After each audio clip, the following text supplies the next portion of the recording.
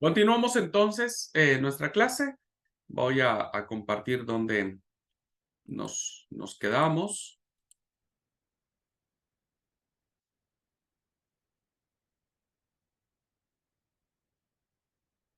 Muy bien, entonces ya para estas fechas podríamos nosotros decir que tenemos un canon multiforme, es decir, con distintas tendencias teológicas, porque evidentemente las cartas paulinas tendrán una influencia paulina, las cartas de Pedro tendrán la influencia de Pedro, la carta de Santiago tendrá la impronta de Santiago, el Evangelio o el apóstol Juan tendrá una gran influencia, es decir, hay un canon multiforme pero muy limitado.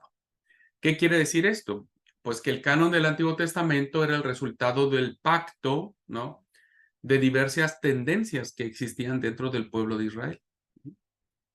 O sea, el Antiguo Testamento es la acumulación de estas tendencias, ¿no es cierto?, tanto históricas, proféticas, sacerdotales, deuteronomistas, que se fusionan, ¿no?, que se fusionan para dar vida a lo que nosotros hoy conocemos como Antiguo Testamento.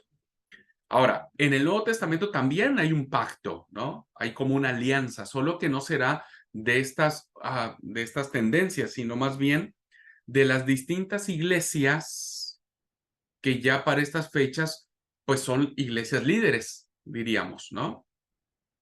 Iglesias fuertes. Vieron que siempre hay iglesias como que llevan la voz cantante. Bueno, esto sucedía.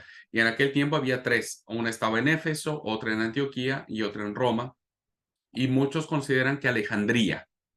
Pero en esencia eran estas tres iglesias o tres bases del cristianismo muy, muy poderosos, ¿no? Muy fuertes. Así que será el resultado de cómo estas iglesias van a generar cierta comunicación para determinar, ¿no es cierto?, seguir sosteniendo la idea de que estos libros que han aceptado como autoritativos son palabra de Dios. Vuelvo otra vez a repetir, hermanos, no estamos aquí en presencia de que fue la Iglesia Católica Apostólica Romana la que fije el canon, vieron, porque hoy hay un montón de películas, autores como Dan Brown en sus libros, El Código da Vinci, Ángeles y Demonios y demás, ¿no? Que dice que la Iglesia Católica fue la que determinó qué libros fueron palabras de Dios y que no. La verdad que eso es una falacia del autor, porque históricamente está comprobado, ¿no es cierto?, que la Iglesia Católica como tal pues surge hasta el siglo XIV, siglo IV, pero en el siglo II que estamos ahora, las iglesias no tienen una afiliación, diríamos, religiosa o dogmática, ¿no? Como hoy se podría pensar. Así es que bueno, tenemos esto como un aspecto de ya tener un canon para estas fechas. Bueno, ¿cómo se logra esto? Pues en principio porque hay este diálogo entre las iglesias, ¿no? Un diálogo muy importante. La unidad que brota de Jesús y que refleja los textos del Nuevo Testamento no es la de un imperio como el romano, como ya lo dije. Tampoco de una ley nacional fija, es decir, nadie dijo, yo, Abraham Marín, obispo de Éfeso, determino y decreto que estos son, no, sino que se debió a este diálogo que existe entre las diversas comunidades que se sienten vinculadas en la fe de Jesús. Porque cuando nosotros vemos, por ejemplo, cuando el apóstol Pablo empieza a hacer sus viajes misioneros, pues empieza a establecer iglesias por todos lados, ¿no? Por toda el Asia Menor, Éfeso, Corinto, Galacia, todo, ¿no? Y llega incluso hasta la península ibérica, ¿no? España. Entonces, pues el evangelio fue regado por muchos lados y no es que dijeran, bueno, vamos a ser como un presidente del Congreso Ministerial Internacional que agrupa a todas las iglesias, no. Esto se debió, insisto, a que las iglesias que ya se iban formando sus liderazgos, iban haciéndose mucho más fuertes. Entonces, empieza a dialogarse y empiezan a decir, mis comunidades de fe aceptan esto, aceptan lo otro. Y fue este diálogo, queridos hermanos, con base en la fe en Jesús, que determina esta fortaleza que tienen las escrituras sagradas. Los seguidores de Pablo no quisieron imponer su visión sobre todos los cristianos, sino que reconocieron la validez de otras iglesias, representadas por estos dos grandes personajes, ¿no? Había iglesias que seguían la línea de Pedro. Esto podemos después dialogarlo en algún otro momento, ¿no? ¿Qué tienen que ver estas ideas teológicas que tenía Pedro, las ideas teológicas que tenía Santiago, por ejemplo? Entonces, no es que solamente las comunidades que funda Pablo son las que tienen la voz cantante, sino que también aquellas otras iglesias que tenían una visión diferente a la que Pablo había manifestado, porque acuérdense que Pablo y Pedro no siempre estaban de acuerdo, ¿no? Pablo y Santiago tampoco estaban tan de acuerdo, pero las iglesias que se fueron formando a partir de estas visiones de estos personajes, empezaron a dialogar y ese diálogo, ¿no es cierto? Esa convivencia, esa guianza del Espíritu Santo, ¿no? Esa guianza del Espíritu Santo permitió que pudiesen ellos no imponer su autoridad bajo ninguna otra iglesia, sino que fue de común acuerdo.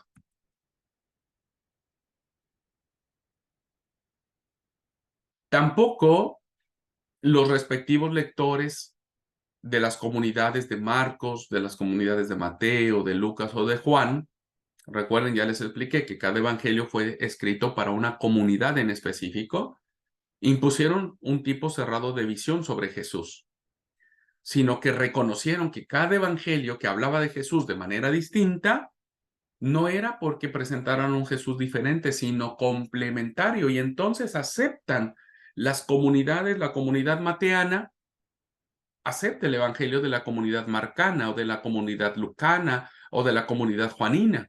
Y lo mismo sucede, la comunidad juanina acepta el evangelio de Mateo, de Lucas, de Marcos, y empiezan el intercambio de evangelios y reconocen que aun cuando cada evangelio presenta a Jesús de una manera diferente, complementan la visión de Jesús en una sola fe. Entonces tampoco hubo una ruptura en cuanto a las comunidades de los evangelistas. Por lo tanto, el canon, es decir, el Nuevo Testamento, fue surgiendo por comunicación entre iglesias, ¿no? Yo leí el Evangelio de Marcos, me parece excelente su teología, cómo la comienza, cómo presenta a Jesús. Empiezan a compartir experiencias, empiezan a intercambiar las cartas, empieza la reflexión, empieza la defensa de la fe, y es así como el Nuevo Testamento implica, o porque se deja ver que hay una comunión entre las distintas confesiones de los distintos grupos que se fueron formando. Que se fueron formando.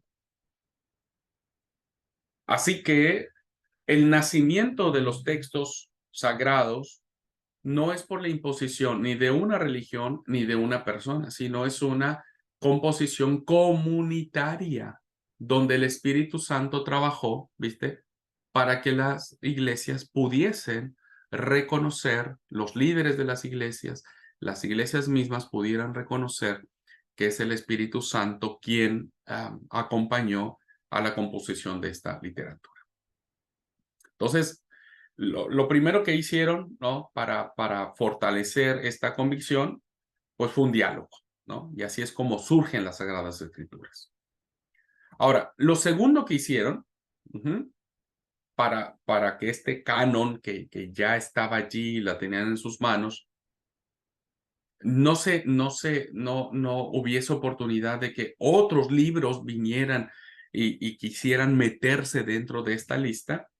Entonces se empiezan a fijar criterios, ¿no? Más o menos. O sea, a ver, no es que tengamos la certeza de que así fue. Pusieron en un papel por escrito, bueno, esto van a ser los requisitos que tienen que tener los libros. No, pero se entiende que las mismas experiencias que tenían las comunidades cristianas para recibir estos libros como sagrados, pues hay ciertos criterios que los unifican, ¿no?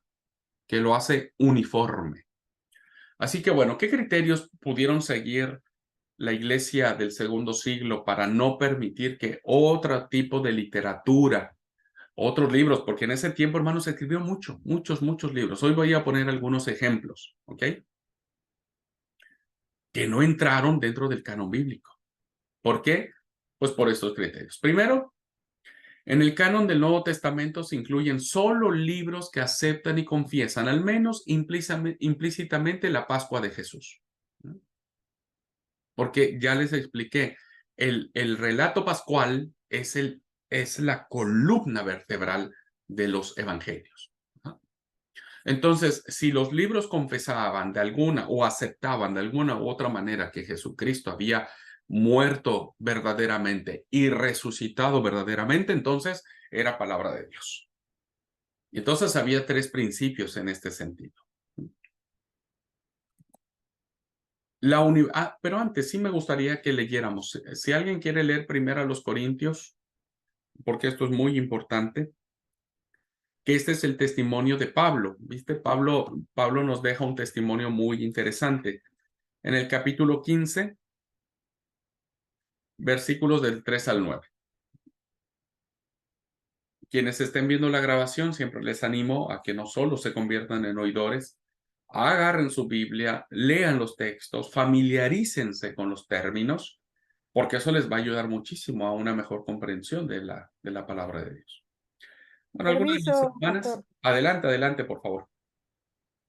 Primera de Corintios 15, del 3 al 9, ¿Sí? dice, porque ante todo les transmití a ustedes lo que yo mismo recibí, que Cristo murió por nuestros pecados según la Escritura, que fue sepultado, que resucitó al tercer día según la Escritura, y que se apareció a Cefas y después a los 12. Después se apareció a más de 500 hermanos a la vez, la mayoría de los cuales viven todavía, aunque algunos han muerto.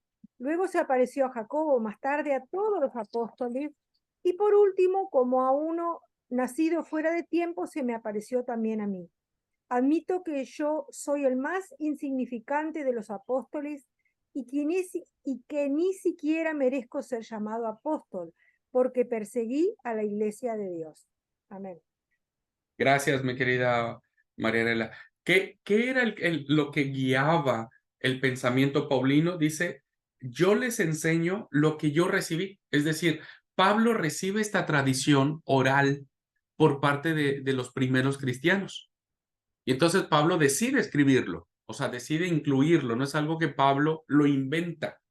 Ya era algo que estaba dentro de las comunidades cristianas. Lo que asimismo les enseño, lo que yo recibí. Tradición oral. Ahí tenemos tradición oral. Alguien, no sé si Pablo cuando fue con Pedro los 15 días que estuvo visitándolo, seguramente Pedro le platicó todo lo que podía saber sobre el Señor Jesús, ¿no es cierto? Entonces hay tradición oral y se convierte en palabra de Dios cuando se pone por escrito. Que Cristo murió por nuestros pecados conforme a las Escrituras, que fue sepultado y que resucitó. Los tres elementos del relato pascual. Los tres elementos. Eh, murió, fue sepultado verdaderamente y resucitó. Estos tres elementos que componían la confesión del relato pascual era un criterio fundamental para entender que si un libro negaba esta tripleta de conceptos, pues no se iba a considerar como palabra de Dios. Ahora, ¿qué propició que este criterio fuera fijado? Pues propició en primer lugar la universalidad. Es decir, el canon solo excluye a los que quieren excluir a otros.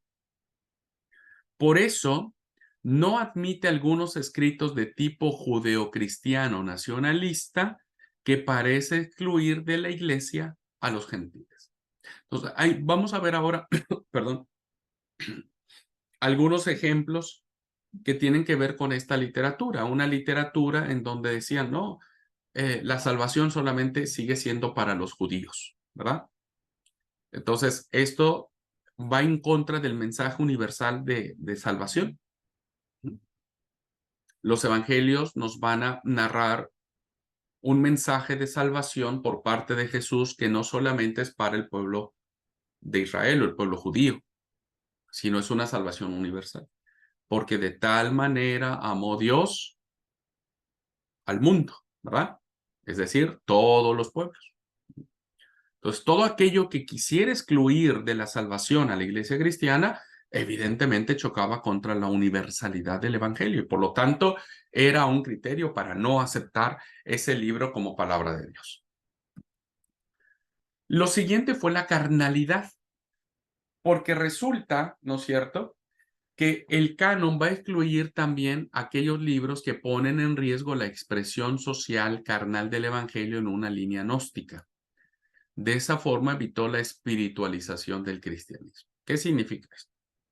Pues significa que dentro de las filas cristianas se empezaron a infiltrar ciertos predicadores que decían que Jesús no había venido en carne. O sea, que Jesús no fue humano como nosotros, ¿viste? Por eso la imagen que está allí. O sea, ellos creían que Jesús era como un tipo de fantasma, ¿verdad? Incluso se llegaron a afirmar que mientras un Jesús estaba siendo crucificado en la cruz, el verdadero Jesús espiritual estaba platicando con sus discípulos en el huerto del Getsemaní. Entonces ellos creían que Jesús no era de carne y hueso, diríamos. Incluso había la idea de que Jesús cuando caminaba, como que sus pies no pisaban la tierra, ¿viste? Como que levitaba.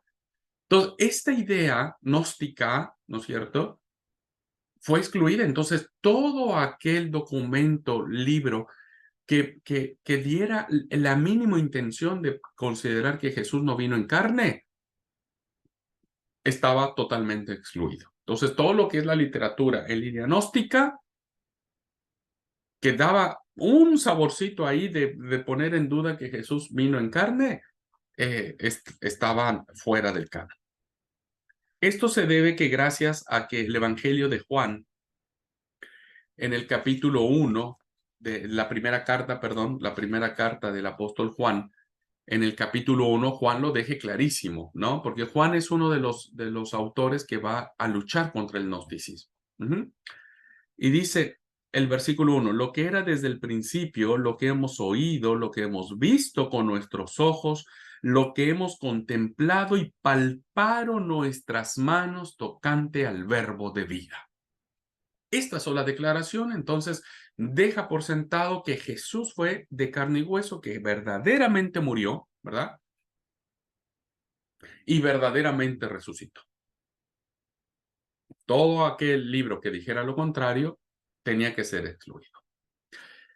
Y lo tercero es que los escritos que se consideraban como canónicos tendrían que tener sí o sí una serie de sello de apostolicidad. Ya les platiqué, ¿no es cierto?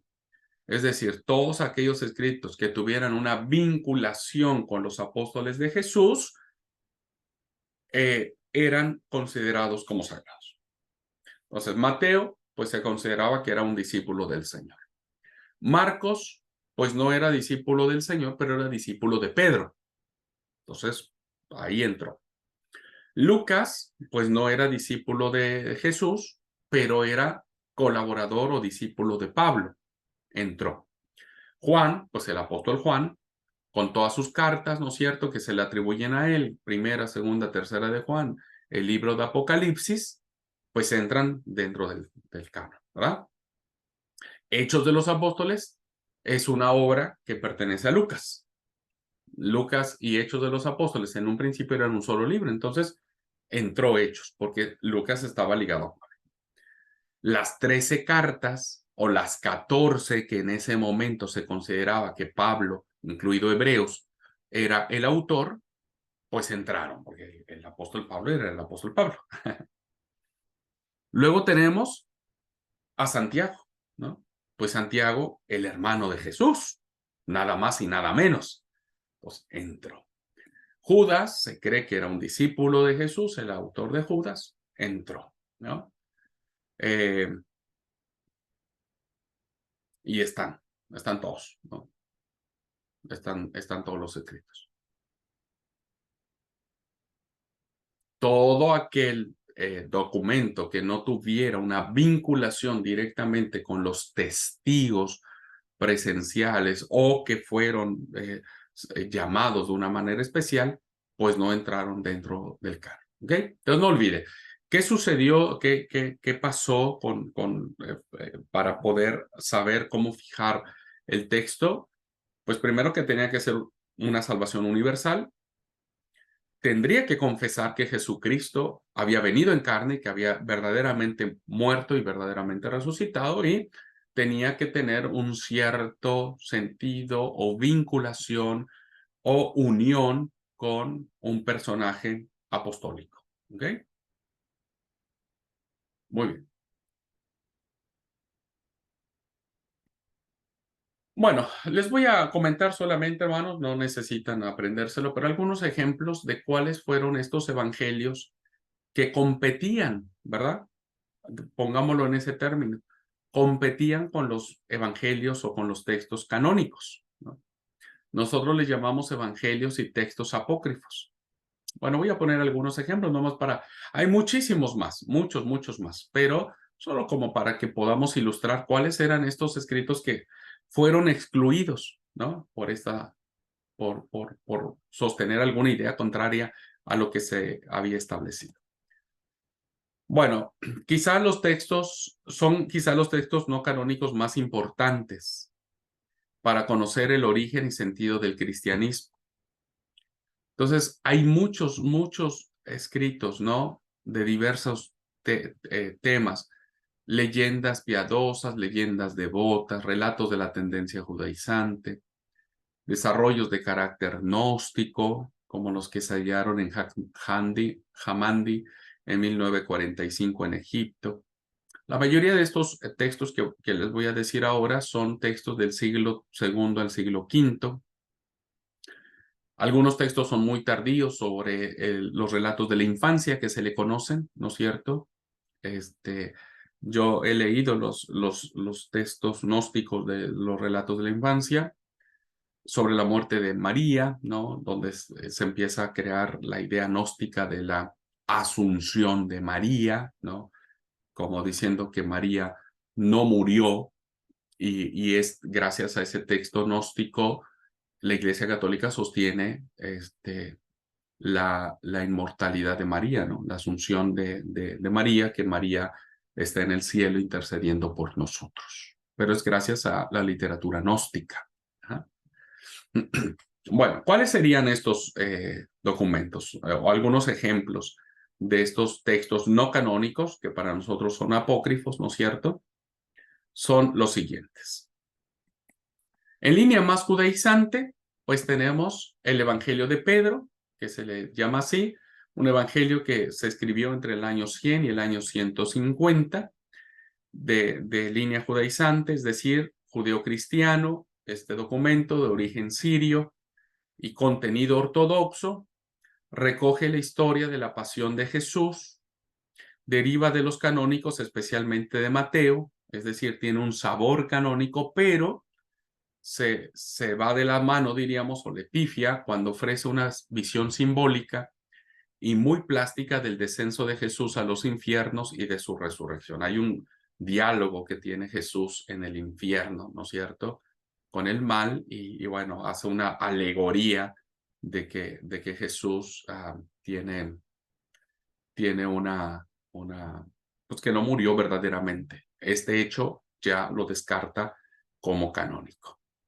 Luego tenemos en línea judaizante otro evangelio que se llama el Evangelio de los Hebreos, que data del siglo II, siglo III. Es el más conocido de los evangelios judeocristianos, vinculados a la tradición de Santiago, el hermano del Señor, pero aparece en una línea adopcionista. Es decir, que este libro nos dice que Jesús sería un hombre adoptado por Dios en el bautismo, más que hijo natural suyo. Es decir, este libro nos dice que Jesús no fue Dios hasta el momento en que fue bautizado, ¿verdad? Entonces, cuando es bautizado y recibe el don del Espíritu Santo, o bueno, no el don, o sea, hay una visión de que los cielos se abren y el Espíritu desciende en forma de paloma. Bueno, este evangelio nos dice que hasta ese momento Dios adopta a Jesús como su hijo y recién ahí tiene su divinidad. Cuando nosotros entendemos que la divinidad de Jesús en su encarnación, pues no la tiene al momento del bautismo, es una personalidad intrínseca, o sea, propia de él desde su nacimiento, porque Jesús es Dios desde la eternidad. Entonces, este evangelio queda afuera precisamente por considerar el adopcionismo.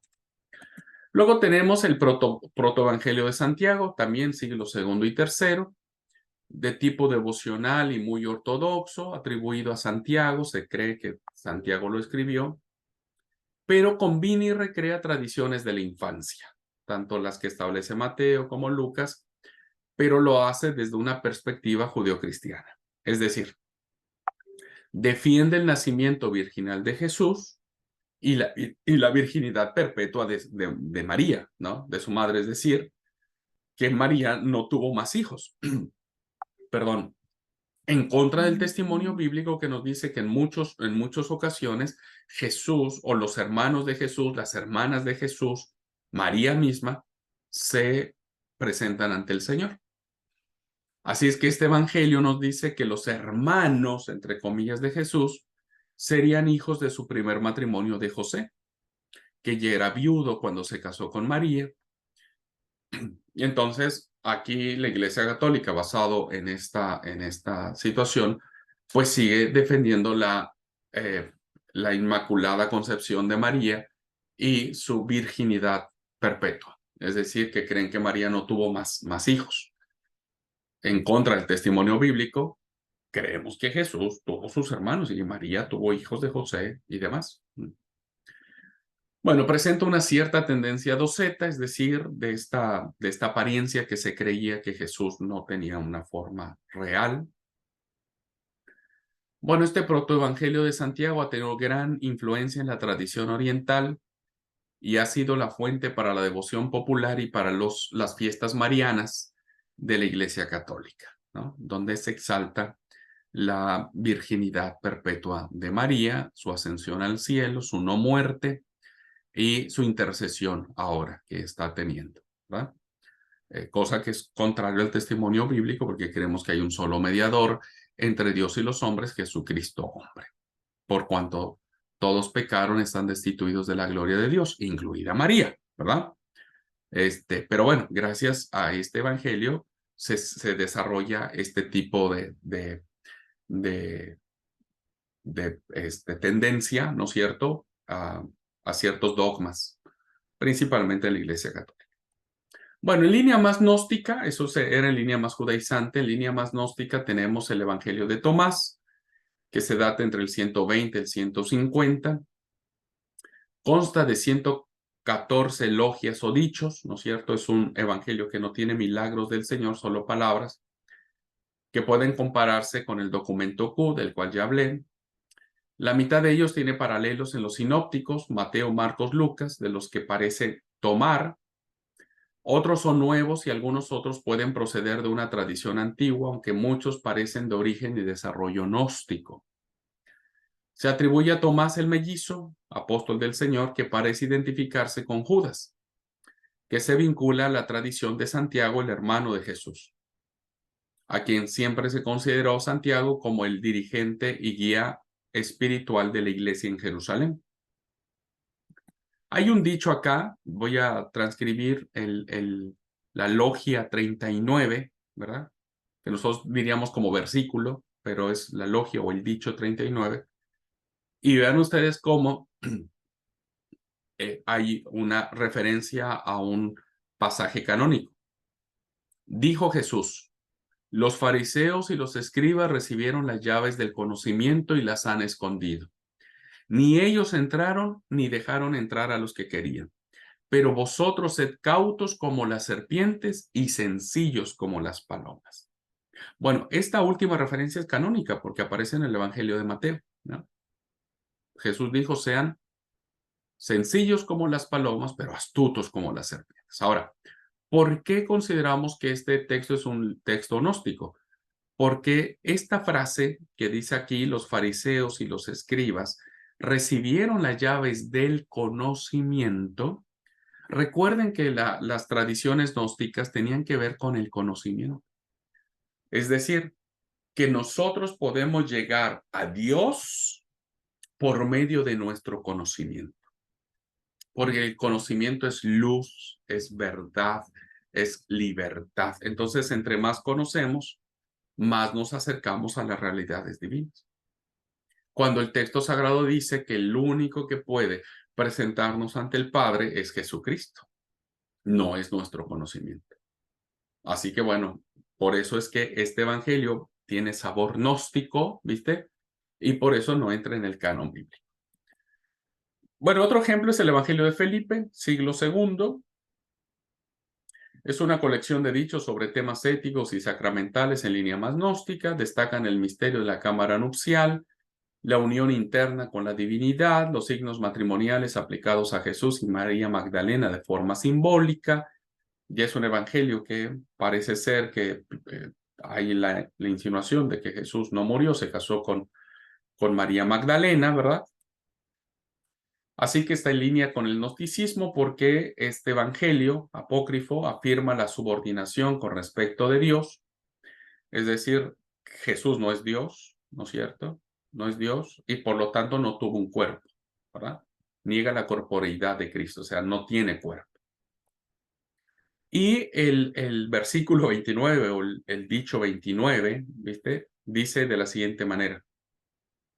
Jesús los llevó a todos a escondidas, pues no se manifestó como era de verdad. Es decir, ya está la insinuación de que Jesús era un espíritu, ¿viste? Sino de manera que pudiera ser visto.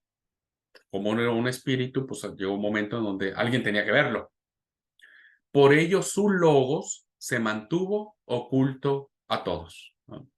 O sea, su presencia, su personalidad, nadie la miró porque era una especie de, permítame plantearlo, de fantasma, ¿verdad? Entonces, este evangelio es muy gnóstico y por lo tanto no fue considerado como palabra de Dios. Y finalmente tenemos el evangelio de María Magdalena, que aparece en el siglo II. Es un evangelio pascual, es decir, que habla acerca del relato de la Pascua, del sufrimiento del Señor. Ofrece la revelación secreta de Jesús resucitando a María Magdalena, resucitado a María Magdalena, como indicando que su enseñanza y vida histórica ha sido secundaria, es decir, no importa su vida personal o lo que él vivió, no implicaba una elevación de la mujer Magdalena, es decir, de Magdalena, ni una alabanza de las posibles relaciones sexuales de Jesús con ella, aunque pudieran deducirse, sino más bien estas referencias de unión sexual entre Jesús y María Magdalena se aplica más a un aspecto espiritual, ¿no? Es un canto a la sabiduría espiritual donde la carne no existe. Esto es una tendencia filosófica griega, ¿verdad? Los griegos creían que la carne era mala, por lo tanto, con tu cuerpo haz lo que quieras, hermano, haz lo que quieras. Lo que importa es el espíritu. Bueno, esa es una postura muy griega. Y aparece dentro de este evangelio una frase que dice, Pedro dice, pero es que, preguntando el Señor por estas cuestiones, ¿iba a hablar a una mujer ocultamente y en secreto para que todos la escucháramos? ¿Acaso iba a querer presentarla como más digna de nosotros? Este es un escrito en donde quiere darle mayor importancia a la figura de María, ¿viste? María Magdalena, como siendo la apóstol de los apóstoles, ¿no? La presenta en este papel como de ser la jefa, si se quiere decir así, de los apóstoles. Entonces, aquí hay como que una renuencia de Pedro, ¿no? Y una lucha de Pedro donde dice, no, para un poco. No creo que el Señor haya querido imponernos a esta mujer como la jefa de nosotros, ¿verdad? Es interesante el Evangelio de María Magdalena como un evangelio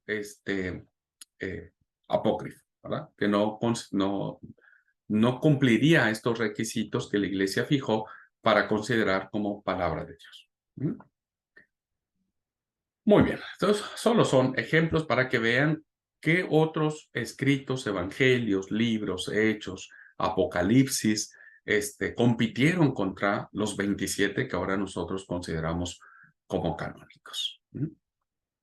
Muy bien, entonces así como terminamos la clase de cómo se empieza a formar el canon bíblico y cómo este proceso, ¿verdad?, protege al mensaje que encierra la fe cristiana, y entonces no hay cabida para que se meta algún sesgo de herejía en la palabra de Dios. ¿Mm?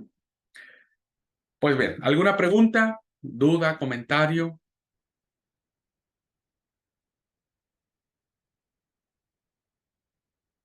Como siempre digo, hermanos, si se entendió, está bien, si no, por favor, con toda la confianza del mundo. No, claro que sí. Ahora ya me quedé con más dudas, ahora voy a tener que leer más, no sé cómo lo voy a hacer con esas tareas y esos trabajos. Bueno, si se refiere al libro, ya estaba platicando con Liliana que al menos a ella le gustó. No sé si... está bien. Yo estoy confundido con la clase de liderazgo, perdón, con la clase de liderazgo. Tiene su micrófono apagado, suena, o cerrado. No, nada. Creerás que hasta que el día que dijiste que teníamos ahí tarea, dije, Dios mío, es que no vamos a hacer el trabajo como siempre. Y ya me puse a investigar y dije, Dios santo del cielo. No, entonces, quién sabe cómo me va a ir, ¿sí? Con la curiosidad y todo eso y luego los trabajos. Pero mucha bendición. Que Dios te bendiga. Bueno, muchas gracias, gracias. Mi suegra está hablando acerca de la clase de liderazgo, ¿no? Que tiene que leer. Los que están cursando liderazgo tienen que leer el libro.